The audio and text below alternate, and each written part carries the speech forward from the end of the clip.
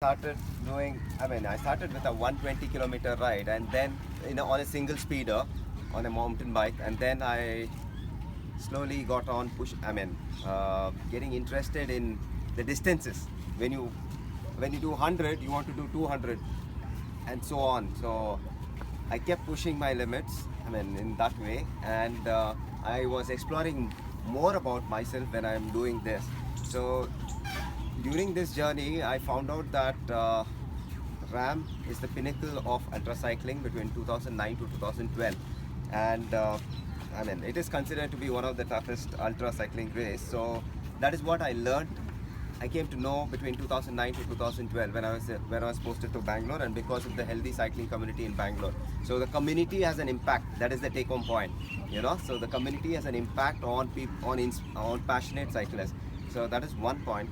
Between 2012 to 2015, I was posted to Kashmir, wherein I don't have that much freedom to move about the way I did in Bangalore. So there was a curb on the whole thing. But yes, I had a dream of before I turned 40, I want to do Lake Kanyakumari and also race across America in the solo category. So with this dream, I was posted to to Kashmir, and there was a 3-kilometer perimeter. That was the only area that I was, not even 2.87 was the perimeter that I had to train.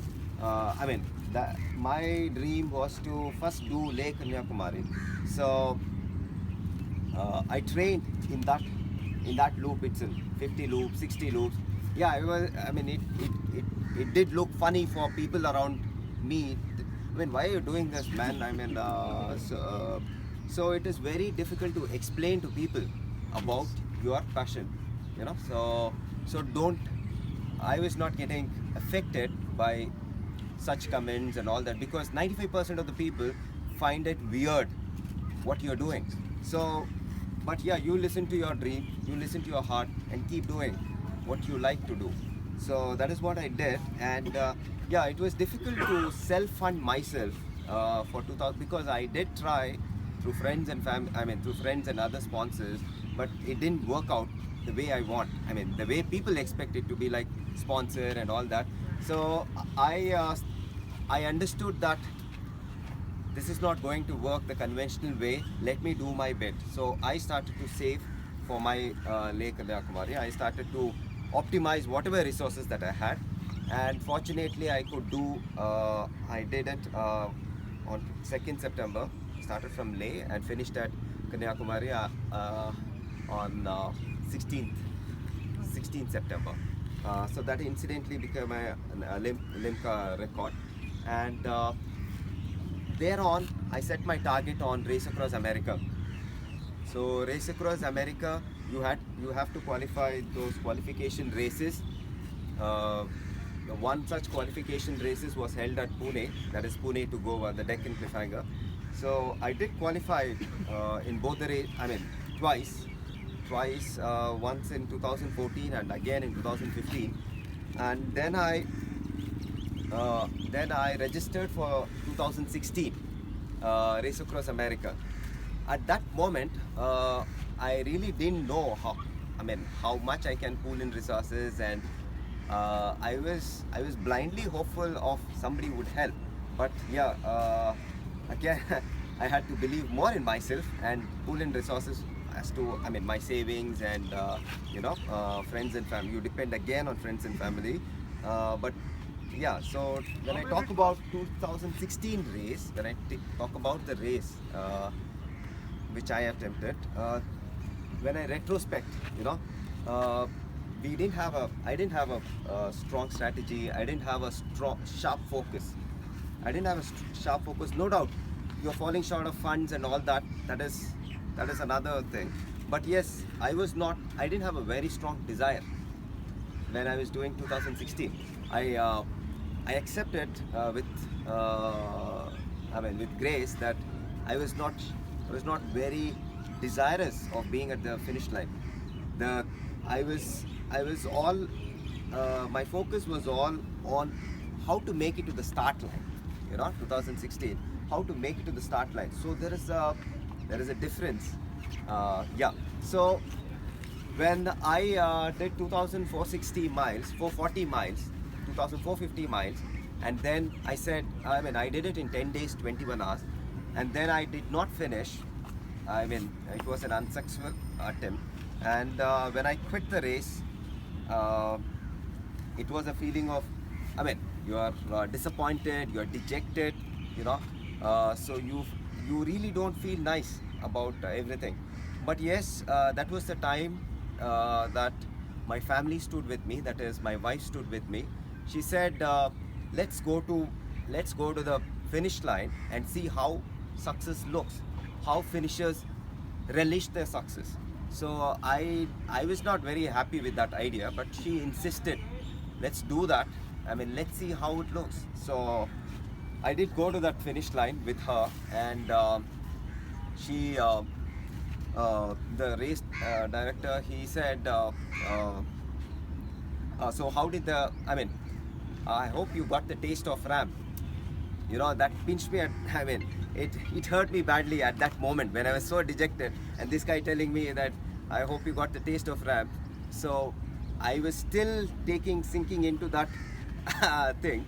My wife spontaneously said that he's going to come back next year. He'll be the first Indian to finish RAAM. So that was that sparked me up. So we made a decision then at that point that I'm going to do RAAM in 2017. We don't know how we are going to do it, but you know, the desire was strong at that moment. So with that thing, I came back to India. I registered again with whatever savings and all that you have. I registered for the race. Yes, I now got on with the right people. In the sense, for me, they were right people. I did connect with my coach. I mean, with my coach in the sense, I did connect to a person who understands RAAM, who has done RAAM before. And so one such guy was Alberto Blanco. So the selection of the coach was, it was not very superficial. There was an emotional connect with me and Alberto, and that developed, that gradually grew. I mean, I can narrate incidents as to how those things happen, but the intention is, whenever you choose coach, whenever you choose your crew chief, or whenever you choose something, whenever you want to do something, try to develop an emotional connect. You know, if you don't have an emotional connect, things are very bland. You know, things can't work out well. You know, so that was with that connect, we started working. I also did get connected to my crew chief, Chris O'Keefe. He's also a RAAM finisher.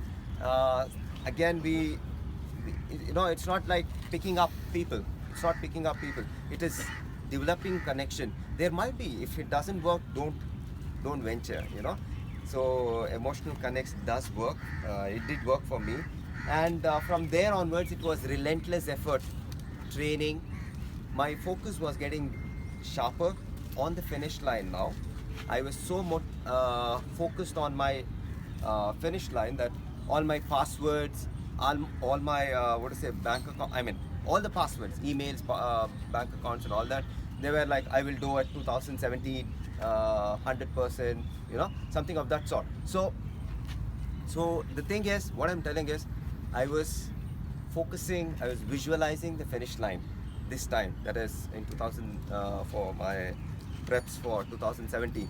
So things went on, and being in a day job, you really have to tackle so many things. You have a family, I have a son, and so you need to tackle many issues. Every day is not going to be the same. So there are millions of reasons for not doing RAAM. If you heed to all those things, all those issues, there are millions of reasons for not doing RAAM. But there's only one reason for which I want to do RAAM, that is the strong desire. So the strong desire can do wonders. So what I used to do is, I used to treat all these issues as challenges and start accepting them. When I start accepting them, I felt that things were falling in place. Because of that strong desire, most of the things were falling in place. So I was only focusing on the finish line, on uh, how to successfully finish RAAM. So with this thing, when we reached the start line, I had a very strong team, I had a very strong strategy, I had a very sharp focus and a very strong desire to be at the finish line. Yes, when I talk about RAAM race is it's a merciless race. I mean, it doesn't spare you. It doesn't what to say. It's a brutal race. So you really need to respect RAAM. You really need to understand RAAM. There's so many ups and downs in this, in the whole route, because you're going through 12 states with so much of variation in temperature, terrain, you know. So it doesn't give you any inch of space, you know, any inch of mercy when you are riding. So so in this kind of environment, you really need to be focused. You really need to be so motivated to be on the bike. So as I told you, RAAM race, in terms of emotions, it's again a roller coaster. You know, you are on the ups and you are on the lows.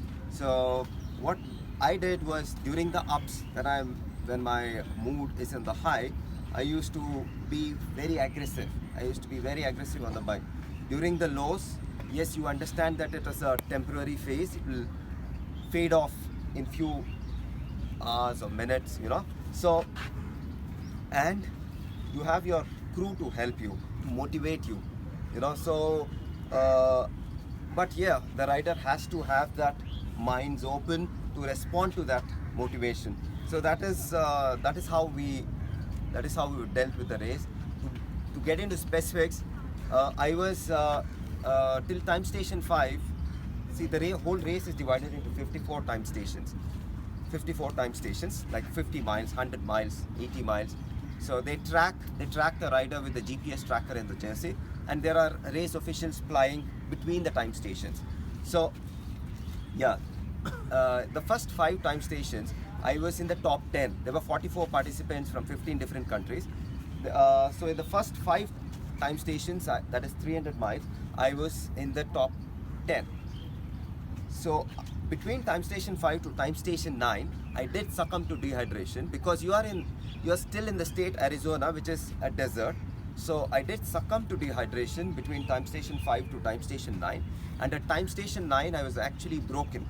So broken in the sense, I'm not riding strong. It's not that I have given up. Broken in the sense, because in this race I never thought about giving up. It was either a state of confusion as to why I am slow on the bike. So that was the confusion. That is what I mean by broken up. So my crew figured out that I'm low on calories, I'm low on hydration. So it was just one day, you know, this time station 5, time station 9, it's a one-day thing. At the end of one day, I'm down into a deep hole. Deep hole in the sense, I'm down with dehydration. I've dropped down to 27th position now, from 10th, top 10, and now dropped down to 27th position. But yes, my crew figured out that yes, this guy needs to, we need to do something with the hydration. So from there onwards, they showed discipline in feeding me. I was eating drinking around 8,500 to 10,000 calories from then onwards. 8,500 to 10,000 calories is equivalent to a normal individual eating for 4 days. So I used to eat that in 21 hours. It was all liquid food, because the principle was to eat pre-digested food. You don't burden your gut to digest the food, because your tummy requires energy to digest the solid food. So I used to eat only liquid food and the electrolytes of about 17 to 18 liters in 21 hours. So my crew showed a lot of discipline in feeding me, because even to feed 10,000 calories or 8,500 calories, the crew it doesn't happen that you sit on one dining table and eat 10,000 calories, right? So my crew, every hour they used to feed me around 500 calories and 750 ml of electrolytes. So they had to log in whatever they are giving me, and I never used to crib as to I need another flavor, because I was so strong on the bike. I was so focused that I didn't have any cravings for solid food. In fact, I didn't have cravings for any kind of food. I didn't have cravings at all. For me, food was only in the form of calories. Okay, now I'm taking 250. So I was so focused on performing on the bike. I was so focused on meeting the average speed, you know. So we had targets, like I had to be aggressive on the bike. So when I kept on doing this, when my crew showed discipline, I am riding good, I am happy on the bike, I was actually coming out of the deep hole. By time station 16, I was strong. It took 7 time stations for me to actually be stronger and believe in myself and enjoy what I'm doing. So till that time, it was a state of confusion, you know. So that is the importance of nutrition and hydration. So that is why I'm stressing on this. Then when it comes to from there onwards, you know, there's something called as negative split that was observed. What is negative split? The first half of the race, usually all riders do very well. The first half of the race, people do very well. The second half of the race, either they plateau or their average speed drops down.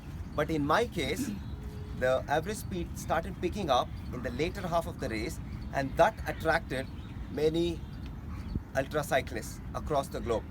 So, you know why I'm telling is their comments, like best wishes from, does have an impact on the rider when riding, because whatever words which the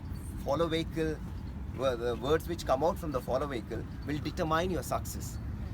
So you need positive reinforcement, you know, you need positive comments, you need positive minds, you know. So that is what happened, and I was believing more in myself from then onwards.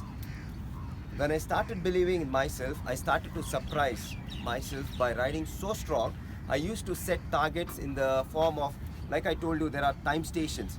So in these time station stretches, there are leaderboards for that time station. So for example, if it is a 50-mile stretch, there are leaderboards who did well in that time station. I used to ask my crew chief, man, tell me who topped that time station. So they used to tell, Christoph Strasser, man, 16 miles per hour. So I was so strong, okay, it's Christoph Strasser doing 16, let me do 17 miles per hour. I was so aggressive on the bike that nothing was, I was surprising myself, you know. So this continued, this mindset continued. But yes, RAAM race is again a roller coaster. It knocks you down many times. So it can be environmental weather factors like strong headwinds. We did go through Cindy hurricane. So I had a crash when it was raining and there was pothole. So I did crash into that pothole. But yeah, so I was so strong on the bike that neither did my crew did make a big thing out of it, or neither did me, you know. So that is what the self-belief thing can do. It can really surprise you when you start believing yourself. That is what I learned through the race. And yes, when with this mindset, when we reached so we had 3 core principles that we followed as a team, that we race bit by bit. We don't look at 3,000 miles and get bogged down that, man, you still have 2,500 miles to do. So we didn't have that as our principle. Our principle was bit by bit, take small steps, you know, be a tortoise in this story, don't rush, you know. So that's what we did. The second thing is sticking to the strategy. So whatever strategy that we were giving due respect to the plan that we had. Because it's easy to get perturbed when you're in a deep hole. You would say that, man, this strategy is not working and let's redo something. So don't do that. That's what I learned. We didn't do that. We respected the strategy that we had. And the third thing that we did was race gracefully. Because you see riders passing, don't get perturbed by riders passing you, you know. So this is your own race. this is my own race. So that is what my crew were always telling me, that race gracefully, that's what I mean by racing gracefully.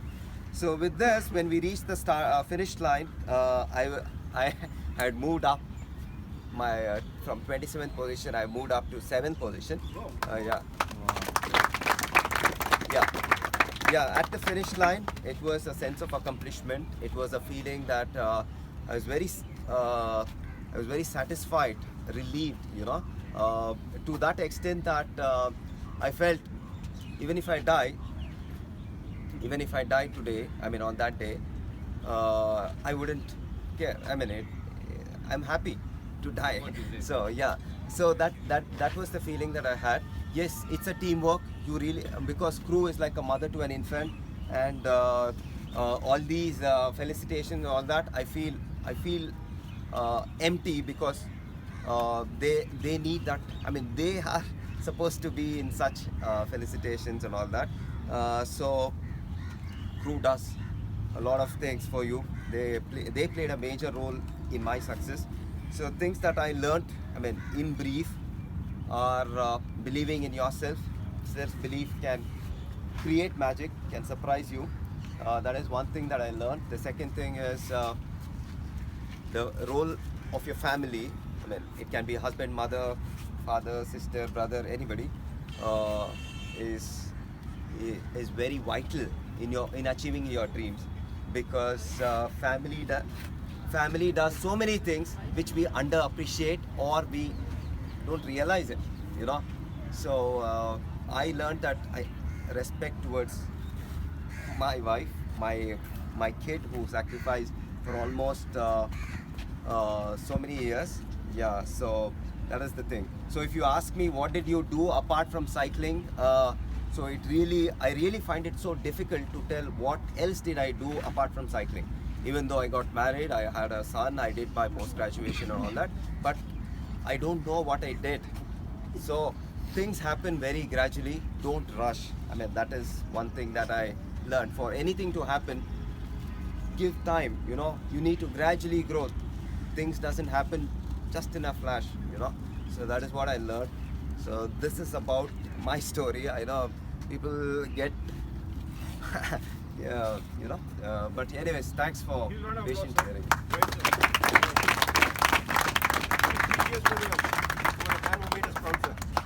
Hooray! Hooray! Hooray! Great, sir. My salute. You did. Any questions? Anybody has? Going back to your question, how much while training, what was your focus? How did you train for that? Training, so training is consistent. The principle was consistently training, work on your strengths, work on your weaknesses. That's what we did. So it's a relentless effort. Training for 11 months is relentless, because every day is precious. Every day is precious. Every day I used to do something or the other towards. Why particularly asked you? Because we're in the same profession. Yeah. So we are like working on the daytime. Yeah. What time you used to take out? How much you used to? Yeah. cycle So and everything? 4:30 to 7:30 in the morning was my day. 4:30 to 7:30. Go to office at 8. Come back by 2:30, and again back on the bicycle from 3:30 to 6:30 during the weekdays. That is till Saturday. On Sunday, 6 to 8 hours ride on the bike. So that is what I was doing. And being a doctor, you also need to do those 24 hours duty thrice in a month and all that. So whenever you choose a training plan, make sure that it motivates you the next day. It should not make you feel that. Man, you're sacrificing so much. It should not be a burden. It should be with your daily activities, with your work, with your family and all that. So choose a training plan, or choose a coach who understands this. Because it is very easy for a coach to tell you, man, for RAAM you do 8 hours every day. So it is impractical. Choose a coach who can accommodate your training plan with whatever things that you do. So the principle is consistent training every day. Let it be 1 hour or half an hour or 10 minutes. Okay, but be consistent with that. So if you give your 100% in that, even in that 10 minutes, you can, you are Get the reaching results. near towards Right. your goal. So that is what. And what all did you go for the 4 exercises and all? Did you plan that also along with See, it?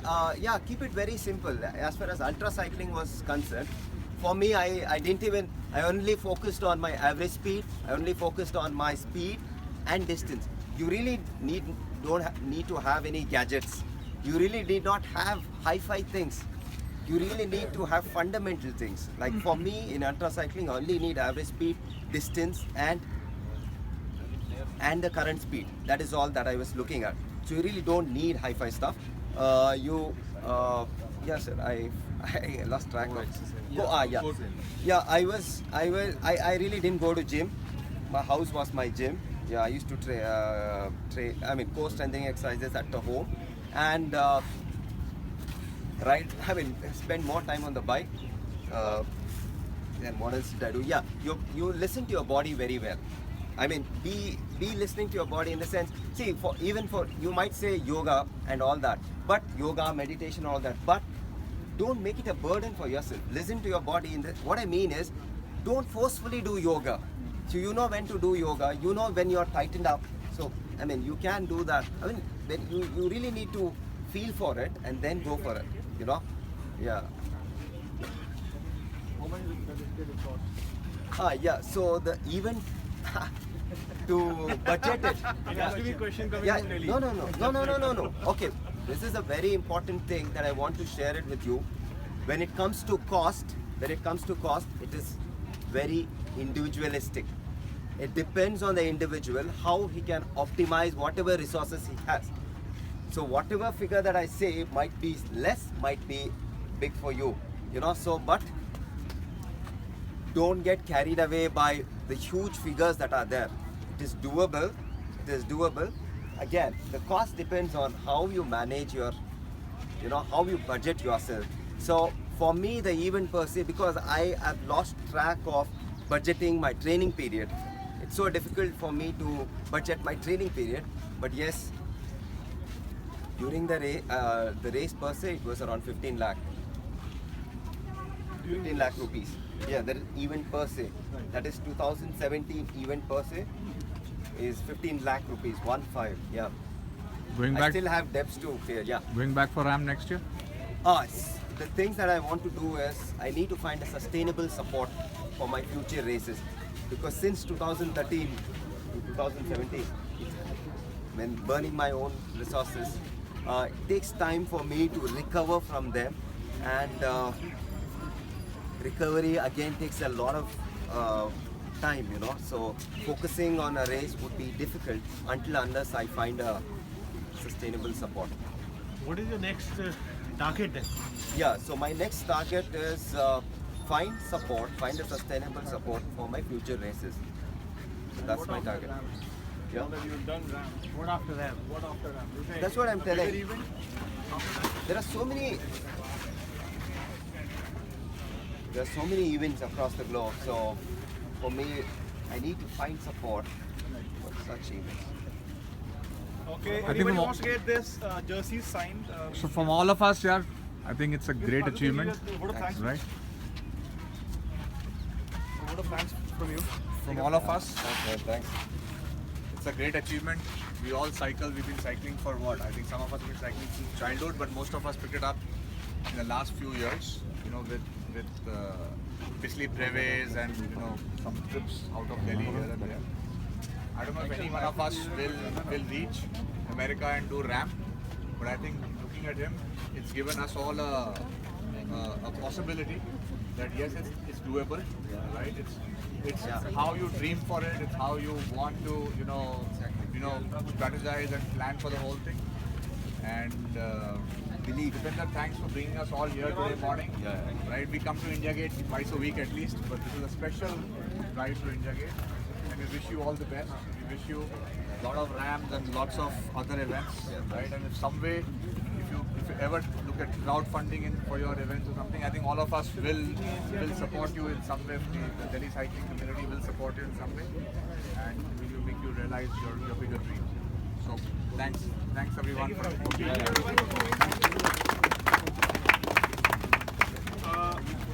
can have pictures who have not had pictures, and if anybody wants to get signatures on the jerseys, most welcome.